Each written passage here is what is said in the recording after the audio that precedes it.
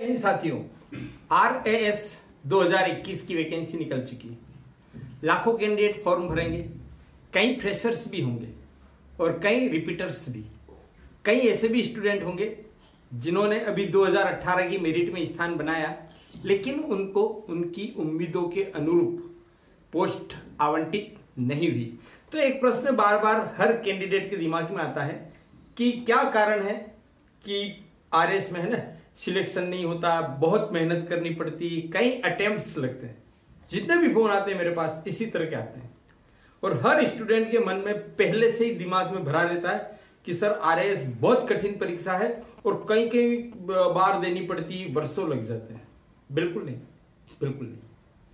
अब मैं आपके सामने मेरे पास जो कुछ क्वेश्चन कलेक्ट है उनके आधार पर मैं आपको सिलसिलेवार बताऊंगा कि RAS कितनी इजी है और किस तरह से आप फर्स्ट अटेम्प्ट में सिलेक्ट भी हो सकते हैं, प्लस फर्स्ट अटेम्प्ट में हाई रैंक ला करके अपना मन वांछित पोस्टिंग भी पा सकते हैं। एक बार में किस्सा खत्म, बार बार घुट घुट कर जीना, एग्जाम के बाद एग्जाम देना, जिन किताबों को पढ़ के एक तरफ रख चुके हैं उनको फिर से वापिस उठा करके पढ़ाई शुरू करना बड़ा अवसाद वाला, बड़ा तनाव वाला होता। उसको आपको फेस नहीं करना पड़े, उसके मैं कुछ क्वेश्चंस के जवाब दे रहा हूं। एक जो फिनोमिनन है कि 5-6 बार कई लोग देते हैं फिर भी सिलेक्शन नहीं होता है और लोअर रैंक बनती है। एक उदाहरण मैं खुद हूं, मैंने भी कई बार एग्जाम दिए और मुझे सिलेक्शन हुआ 3 बार फाइनली मेरा, लेकिन मुझे मेरी अपेक्षाओं के अनुरूप मेरिट नहीं होने से वो कैडर नहीं मिला, इसलिए मैंने ज्वाइन नहीं किया।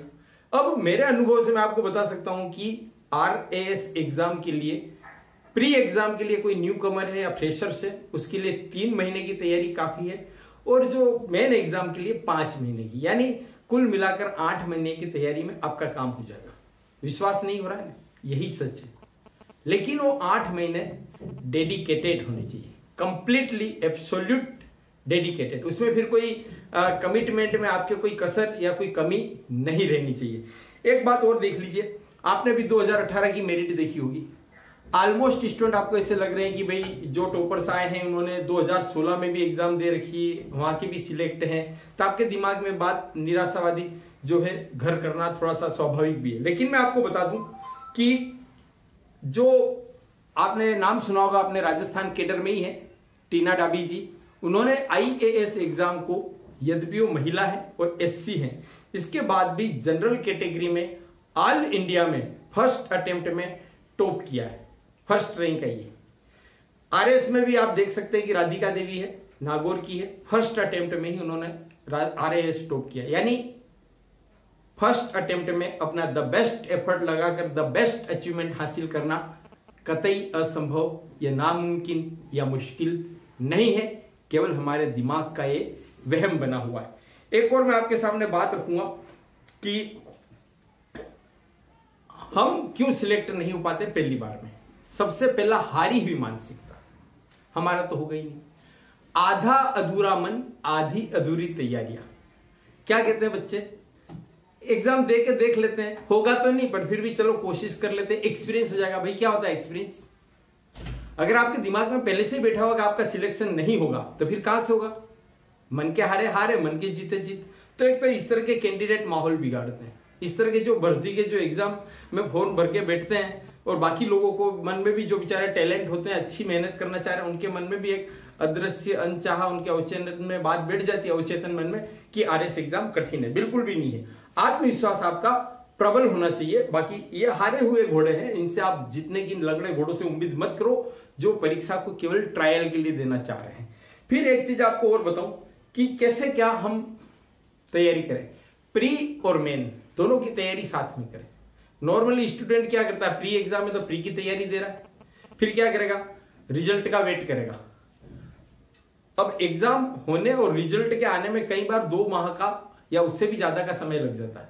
फिर एकदम से रिजल्ट आता है, 2, 2.5, 3 महीने का टाइम देते हैं मेन के लिए, तो हाथ पैर फूल जाते हैं। प्री के एग्जाम से लेकर जिस दिन प्री का एग्जाम होता है और मेन का एग्जाम शुरू होता है, कम से कम 5-1 माह का तो अंतराल आपको मिलता ही मिलता है। पर अपनी गैर गंभीरता की वजह से हम 2-2.5 महीने का समय ऐसे ही गंवा देते हैं और फिर अचानक से खबर आती है। अगर आपको सिलेक्ट होना आपका एकमात्र ध्येय है कि RAS बनना ही है, फिर क्या प्री के रिजल्ट की परवाह करनी है ना, होगा होगा और होकर रहेगा। अब देख लिए प्री और मेन में भी क्या होता है, काफी चीजें सिमिलर है। मैं आपको बता रहा हूं अभी RAS 2021 का जो प्री का सिलेबस जारी हुआ है ना, उसका काफी हिस्सा ऐसा है जो मेन में भी है। उसमें देख लीजिए राजस्थान का इतिहास, कला, संस्कृति, साहित्य, परंपरा और विरासत। मेन एग्जाम के सिलेबस में इस विरासत शब्द के लिए धरोहर शब्द काम में लिया गया, बात एक ही, समझिए इसे। फिर भारत का इतिहास देख लीजिए, इधर भारत का, विश्व का, भारत का और राजस्थान का भूगोल। फिर आप देख लीजिए राजनीतिक व्यवस्था। अब जहां राजनीतिक व्यवस्था आप भारत की पढ़ेंगे ना प्री और मेन में, तो थोड़ा भारतीय संविधान जो प्री वाला पोर्शन है वह भी मेन में सपोर्टिव रहेगा।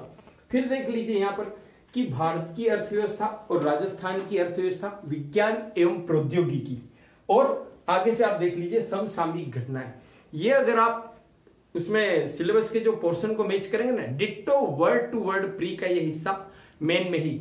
जो छोटी मोटी चीजें बचती है जैसे अर्थशास्त्रीय अवधारणाएं, ये भी कहीं ना कहीं मेन में काम आती है। और शासन, राजस्थान की जो शासन प्रणाली है, राजस्थान की राजनीतिक और प्रशासनिक व्यवस्था, यह भी काम की। यानी लगभग लगभग पूरा के पूरा प्री का सिलेबस मेन में एज इट इज काम आ रहा है। तो आप इसकी तैयारी प्री और मेन के अकॉर्डिंग ही करिए ना। आजकल आप देखते हैं कि प्री में भी जो मल्टी चॉइस क्वेश्चन आते हैं वो किस तरह के आते हैं कि निम्न में से सही कूट का चयन कीजिए। 3-4 फैक्ट आते हैं, उनमें से कोई भी 2-3 सही होते हैं, या कथन और कारण, यानी डेप्थ नॉलेज की तो जरूरत है ही। तो आप प्री का इस तरह से पढ़िए कि वो प्री के साथ साथ मेन में भी काम में आ जाए। तो मेन में उसकी तैयारी में आपके लिए इतना काफी समय क्या हो जाएगा, बच जाएगा। टाइम एंड एनर्जी बहुत मायने रखती है। अब यहां पर एक पॉइंट और आप देख लीजिए, कॉमन पोर्शन वाली बात होगी। अब आपके दिमाग में भी बात होगी कि सर हम प्री का मेन के साथ कैसे तैयारी करें। मेन में भी क्या होता है, एक कॉपी होती है, कॉपी के अंदर ही क्वेश्चन लिखे रहते हैं, क्वेश्चन के नीचे ही स्पेस दे रखी होती है। यानी अलग से आपको पेपर अलग और कॉपी अलग ऐसा नहीं रहेगा। आपका ये भी नहीं कि आप लिखे जा रहे हो, वो जो खाली जगह है उसी में आपको अपना जवाब लिखना है। अब आप उससे कम लिखते हैं तो भी पता लग जाएगा कि स्टूडेंट को नॉलेज में कमी छोड़ रहा है। आप ज्यादा लिखेंगे तो लिखोगे का जगह तो है नहीं। कोई क्वेश्चन गलत हो गया उसका आंसर, तो आप उसको काट कर दूसरी जगह कहीं लिख ही नहीं सकते, स्पेस है ही नहीं। तो फिर ये नोट्स अभी से इस तरह से बना लीजिए कि प्री और मेन दोनों में काम में आ जाएंगे। ये आपके लिए बहुत अच्छी बात रहेगी। नोट्स इसी तरह से तैयार करिए। मेन में 3 तरह से क्वेश्चन पूछे जाते हैं, जिनका उत्तर पहला तो 15 और 20 शब्द में देना है, 15 या 20 शब्द में। दूसरे ऐसे प्रश्न आते हैं जिनका उत्तर 200 शब्दों में देना है। और तीसरे ऐसे टाइप के यानी निबंधात्मक प्रश्न आते हैं, पहले टाइप के प्रश्न का उत्तर आपको 15 और 20 शब्दों में देना है, दूसरे का 50 शब्द में देना है, और तीसरे टाइप के प्रश्न का 200 शब्दों में देना है, जो ऐसे टाइप के माने जाते हैं। तो इस तरह से आप नोट्स बना लीजिए, ठीक है ना। तो कोई इश्यू नहीं है, इससे प्री की तैयारी भी बहुत अच्छे से होगी, क्योंकि प्री में भी आजकल डेप्थ में जाके क्वेश्चन पूछे जाते हैं। फिर इस तरह से आप देख लीजिए कि एक इंटरव्यू और एक पोर्शन होता है। तो आजकल अभी आप अखबारों में देख रहे हैं इंटरव्यू को लेकर काफी कंट्रोवर्शियस चीजें सामने आ रही। प्रभावित नहीं होना है, आपको विचलित नहीं होना है। आप अपने आसपास में ही देखिए ना सिलेक्शन की लिस्ट, कई स्टूडेंट वाकई में मतलब जेन्युइन है, टैलेंट है, सिलेक्ट होने के लायक हुए और वो सिलेक्ट हुए। यहां पर यह मत भूलिए कि मेन एग्जाम जो रिटर्न एग्जाम है वो 800 अंकों का है और इंटरव्यू 100 अंकों का है, और मिनिमम क्वालिफाइंग मार्क्स तो है ही नहीं।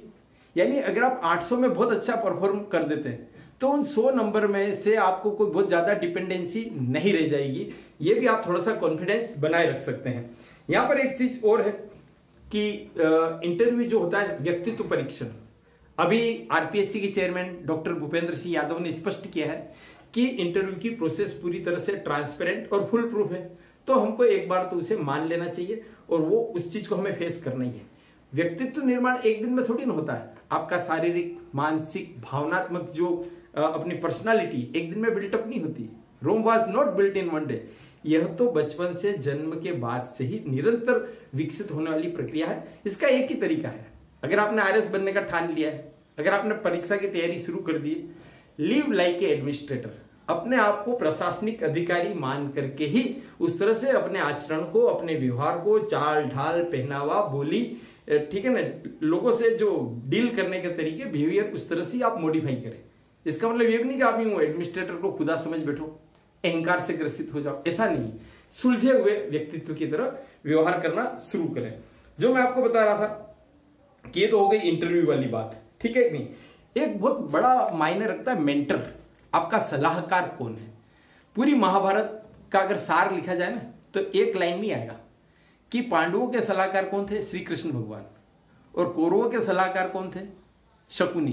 कौरवों के पास बहुत लंबी चौड़ी सेना होते हुए भी वो हार गए, और पांडवों के पास संसाधनों का अभाव होते हुए चूंकि उनके मेंटर, उनके गाइड सही व्यक्ति थे तो जीत गए। तो आरएएस भी इसी तरह से। अब हम क्या करते हैं, ऐसे लोगों से राय लेते हैं जिन्होंने आरएएस एग्जाम को गंभीरता से दी नहीं होती, जिन्होंने अपनी असफलताओं से कुछ सीखा नहीं होता है। वो लोग आपको भ्रमित करेंगे, हो सकता है कि वो आपका हौसला तोड़े। तो आपको अपना सलाहकार सही रखना है, जिसने ये एग्जाम दे रखी होती है। वो आपकी मेहनत को कई गुना कम कर देगा। कैसे, आपको बता देगा किस तरह के एग्जाम, मतलब इस एग्जाम में किस तरह की गाइड अच्छी, किस तरह के नोट्स अच्छे हैं, किस तरह के क्वेश्चन आते हैं, किस तरह की तैयारियां करनी है। अन्यथा स्टूडेंट क्या करता है, जानकारी के सही गाइडेंस के अभाव में कोचिंग सेंटर्स के कई कोचिंग तो खैर अच्छी भी होती है, उनके चक्कर में पड़कर न जाने कहां से कितना कितना मैटर इकट्ठा कर लेता है और फिर साइको प्रेशर में दब जाता है कि क्या पढ़े क्या न पढ़े, कैसी मुश्किल आए।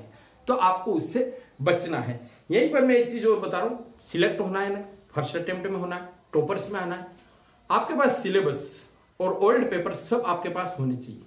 होने क्या चाहिए, आपके जुबान पर रटे होने चाहिए। अगर आप फिल्म देख रहे हैं, अगर आप होटल में कचौरी खा रहे हैं तो उसके नीचे अगर पेपर या कागज पड़ा है तो उस पर भी आपकी नजर रहनी चाहिए कि अपने सिलेबस से जुड़ी कोई चीज तो इसमें नहीं है। तभी आप समझ रहे हो, आप सोते जागते उठते बैठते अगर आप अपने इस टारगेट को ध्यान में रखोगे तो फिर कौन रोक सकता है आपको।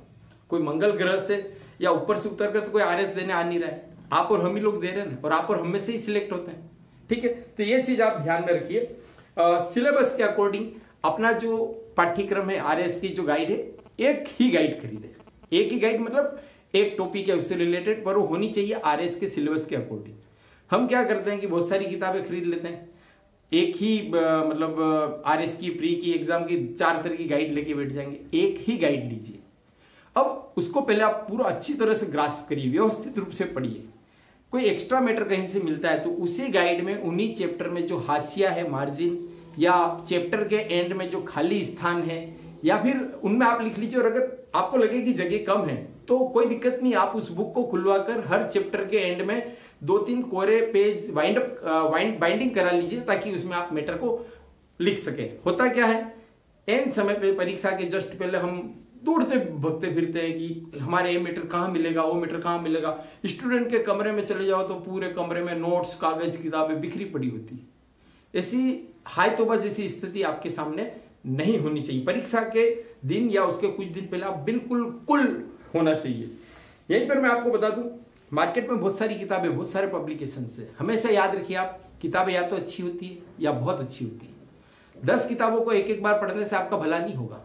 एक किताब को 10 बार पढ़ना है, यह आपके लिए ज्यादा लाभदायी या ज्यादा फलदायी होगा। इस चीज को आप जरा ध्यान रखिए। यहां पर मैं आपको बता रहा हूं कि प्री में तो क्या होता है, आपको 4 ऑप्शन है, सही ऑप्शन से रिलेटेड सर्किल को आपको भरना पड़ता है। यहां मैं गोला शब्द प्रयोग नहीं करूंगा, बहुत गलत शब्द है। गोला 3 डायमेंशनल 3 विमीय होता है, जबकि वहां सर्किल आता है वृत्त द्विविमीय। ठीक है, अब आपको यहां पर ध्यान रखना है, प्री के भी समय से ही आपको अभी से थोड़ा थोड़ा लिखते रहने की प्रैक्टिस करनी चाहिए, क्योंकि आपको मेन एग्जाम तो पूरा लिखने पर ही निर्भर है और प्री में तो क्वालिफाइंग मार्क्स है, वो तो आगे काउंट होंगे नहीं। जो आपकी मेरिट बनेगी मेन के 800 और इंटरव्यू के 100 नंबर से बनेगी। तो लिखने की प्रैक्टिस थोड़ी थोड़ी अभी से ही करते रहना चाहिए। फिर आगे एक और क्वेश्चन है, उसको मैंने देखा कि मैं बता चुका हूं कि प्री और मेन के रिजल्ट, प्री का रिजल्ट आने के नॉर्मली 3-1 माह बाद मेन एग्जाम होती है। पॉइंट में रिपीट कर चुका हूं, मतलब रिपीट कर रहा हूं। और रिजल्ट आने में प्री का 2 माह लगते हैं। तो आप प्री के रिजल्ट का वेट मत करिए, 5 महीने सफिशिएंट होते हैं मेन की एग्जाम के लिए। जी जान झोंक दीजिए। इसी से रिलेटेड एक और क्वेश्चन मेरे पास अधिकतर आता है कि क्या चीजें जिन पर ध्यान दें। कम से कम 2 न्यूज़पेपर राजस्थान के अकॉर्डिंग मैं तो यही सजेस्ट करता हूं कि राजस्थान पत्रिका और दैनिक भास्कर अपने आप में बहुत अच्छे न्यूज़पेपर है, उनके लगातार टच में रहिए। राजस्थान में जो सूजस वगैरह काफी अच्छी ऑथेंटिक पत्रिकाएं निकलती, उनको आप पढ़िए। करंट पर सबसे ज्यादा फोकस कीजिए। मेरा ही मानना है कि अगर कोई स्टूडेंट करंट को ही बहुत अच्छे से पढ़े तो प्री में तो उसका बेड़ा पार हो जाएगा। 3-4 जनों का ग्रुप हो, ज्यादा नहीं। ऐसा नहीं कि आप लंबी चौड़ी 12 इकट्ठी करके पढ़ने बैठ गए। कम स्टूडेंट हो, 2 या 3, और आपस में पढ़ाई संबंधी डिस्कशन करते रहिए तो कई चीजें निकल के आएगी। कई चीजें हम पढ़ते हैं हमारी समझ में नहीं आती तो क्लियर हो जाएगी आपसी बातचीत से। अब अंतिम बात मैं यही कहूंगा कि स्वामी विवेकानंद जी ने भी कहा था, arise awake and not to stop till goal is achieved. तो किस बात का इंतजार कर रहे हैं आप? आज से अभी से पढ़ना शुरू कर दीजिए, पूरे मन से पढ़िए। मेरी शुभकामनाएं आपके साथ है। धन्यवाद। जय हिंद।